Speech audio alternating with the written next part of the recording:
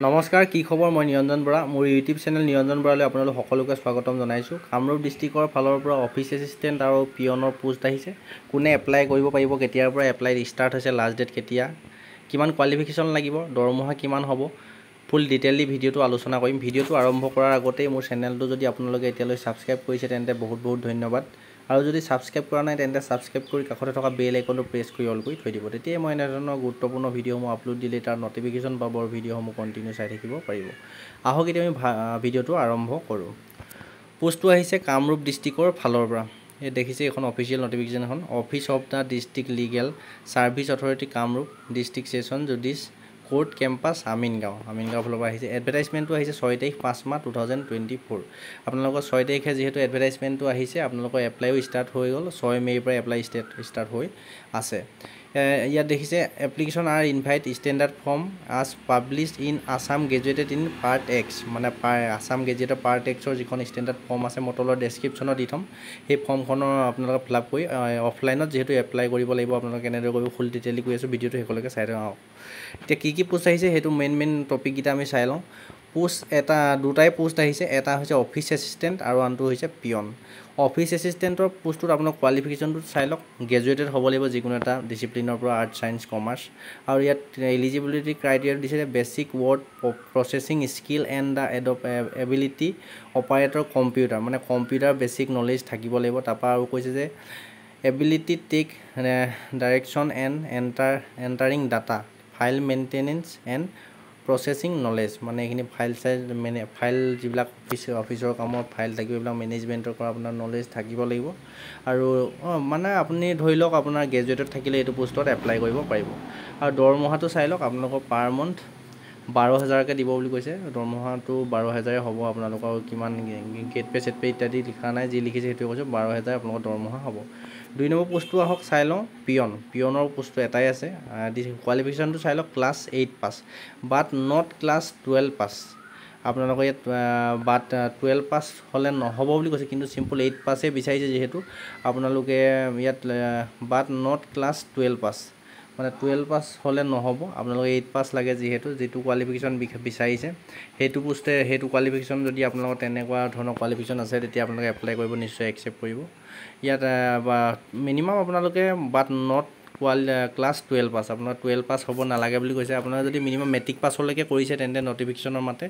apply এটা কৰি try কৰি চাব পাৰে ইয়াৰ দৰমহাটো হ'ল আপোনালোকৰ 10,000 মানে 10,000 দৰমহা হ'ব ৰুপিজ 10,000 অনলি পাৰ মান্থত 10,000কৈ আপোনালোকৰ চেলাৰীটো দৰমহাটো হ'ব হাউ টু এপ্লাই কেনেদৰে এপ্লাই কৰিব পাৰিব সেইটো চাই লোৱা হওক candidate are required to submit their application directly to the office of the district legal service authority Kamrup Amingaon আপোনালোকে ডাইৰেক্ট গৈ যিটো মই কৈ আছোঁ লাষ্টলৈকে চাই থওক যিটো কামৰূপ আমিনগাঁৱৰ ডিষ্ট্ৰিক্ট লিগেল ছাৰ্ভিচ অথৰিটি আছে তাত গৈ আপোনালোকে ডাইৰেক্ট ছাবমিট কৰিব লাগিব বুলিয়ে কৈছে ফৰ্মখন আৰু পিছলৈ কি লিখা আছে আমি চাই লোৱা হওক এইখিনি সিমান ইম্পৰ্টেণ্ট নহয় আপোনালোকৰ ইয়াত কৈছে যে কেণ্ডিডেট মোষ্ট 1 নম্বৰ পইণ্টটো চাওক আদাৰ ট্ৰিমছ এণ্ড কণ্ডিশ্যনবিলাক চাওক মোষ্ট ছাবমিট চেল্ফ ছিগনেচাৰ আপোনালোকৰ যিখিনি জেৰক্স কপি লগত দিব আপোনালোকৰ নিজৰ চাইনটো কৰি দিব প্ৰতিটো জেৰক্স কপি সেইটো কথাই কৈছে আৰু বিশেষ তেনেকুৱা নাই যি employment exchange certificate qualification certificate age প্ৰুফৰ চাৰ্টিফিকেট কাৰণে বাৰ্থ চাৰ্টিফিকেট বা মেট্ৰিকৰ এডমিট তাৰপৰা আপোনালোকৰ এক্সপিৰিয়েঞ্চ যদি আছে তাৰ উপৰি আৰু recent 2 copy passport size photo দিবলৈ কৈছে তাত 2 নম্বৰ প্ৰশ্ন সেইকেইটা গম পালে আৰু 2 নম্বৰ কণ্ডিশ্যনটো চাই লওক candidate are required provide 1 phone number আপোনালোক ফোন নাম্বাৰটো দিবলৈ কৈছে প্ৰিফাৰেবল হোৱাটছআপ নাম্বাৰো আপুনি দিব পাৰে আৰু and email ID application form without fail মানে আপোনালোকে ফোন নাম্বাৰ এটা দিব লাগিব আৰু হোৱাটছআপ নাম্বাৰটোও দিব লাগিব হোৱাটছআপ থকা নাম্বাৰ হ'লেও হ'ব মানে আৰু বেকেটত যিহেতু দিছে আৰু ইমেইল আইডি দিব লাগিব এইকেইটা আপুনি যদি নিদিয়াকৈ ফৰ্মখন এপ্লাই কৰে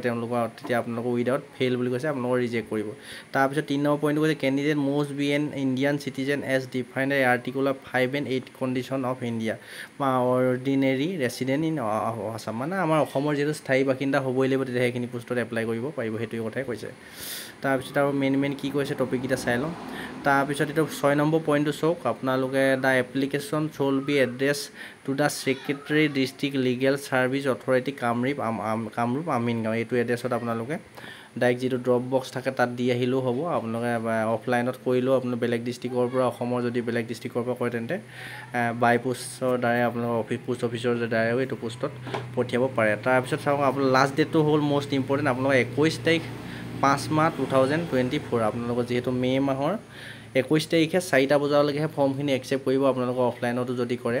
তাৰপৰা এড্ৰেছটো এইটো চাই লওক the secretary district legal service authority Kamrup Amingaon judicial court complex Kamrup Amingaon pin নম্বৰটো হ'ল 781031 এই এড্ৰেছটোত আপোনালোকৰ যিখিনি কোৱালিফিকেশ্যন চাৰ্টিফিকেট আছে তাৰ উপৰিও আপোনালোকৰ যিখিনি এক্সপিৰিয়েঞ্চৰ যদি চাৰ্টিফিকেট আছে আপোনালোকৰ এজ প্ৰুফৰ ইত্যাদি কৰি যিখিনি জেৰক্স কপি আপোনালোকে লগত দিব সেইখিনি আপোনালোকে যিটো এটা ডাঙৰ খাম লিখিব তাত আপোনালোকে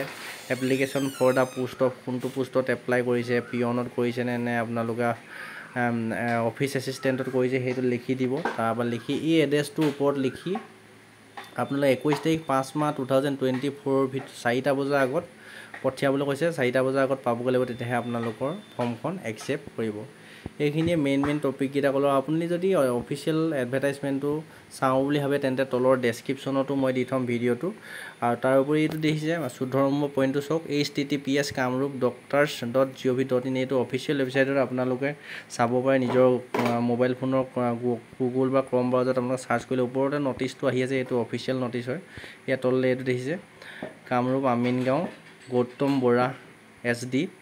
এইখিনি আৰু বিশেষ তেনেকুৱা কথা নাই গোটেইখিনি কথা ক্লিয়াৰ কৰিলোঁ আপোনালোকৰ তলৰ ডেছক্ৰিপশ্যনত মই যিখন এপ্লাই কৰা ষ্টেণ্ডাৰ্ড ফৰ্মখনৰ লিংক আৰু অফিচিয়েল নটিফিকেশ্যনখনৰ লিংক দি থ'ম আপোনালোকে ডেছক্ৰিপশ্যনৰ লিংকৰ পৰা গৈ অফিচিয়েল নটিফিকেশ্যনখন ভালদৰে পঢ়ি চাই ল'ব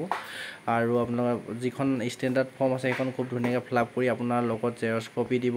কোৱালিফিকেশ্যন 10 পাছ হওক 8 পাছ হওক তাৰপৰা মাৰ্কশ্বিটো দি দিব তাৰপিছত আৰু যদি কম্পিউটাৰ যদি অফিচ এছিষ্টেণ্টৰ পোষ্টত এপ্লাই কৰে গ্ৰেজুৱেটৰ চাৰ্টিফিকেট দিব লাগিব আৰু মেট্ৰিক পাছৰ এডমিটখন দি দিব এজ প্ৰুফ কৰিবৰ কাৰণে ইত্যাদি গোটেই ডকুমেণ্টখিনি ভৰাই আপোনালোকে এটা খাম ল'ব খামত ভৰাই গোটেইখিনি আঠা দি মাৰি দিব আৰু আপুনি যদি ওচৰে পাজৰে হয় কামৰূপ ডিষ্ট্ৰিক্টৰ তেন্তে ডাইৰেক্ট গৈ পেলানি ড্ৰপ বক্সত ভৰাই থৈ আহিব পাৰিব আৰু যদি বেলেগ ডিষ্ট্ৰিক্টৰ পৰা তেন্তে আপুনি এপ্লাই কৰোঁ বুলি ভাবে মই আগত যিহেতু অফলাইনৰ ভিডিঅ' বনোৱা আছে আপোনালোকে মোৰ ইউটিউব চেনেলৰ হোম পেজত গৈ পেলানি আপোনালোকে ভিডিঅ'কেইটা চাই ল'ব কেনেদৰে অফলাইন কৰিব লাগে এই বস্তু সেইমতে কৰিলেই হ'ব আপোনালোকৰ কোৱালিফিকেশ্যন ফৰ্মখন ফিলআপ কৰি এক্সচেঞ্জৰ কাৰ্ডটো মোৰ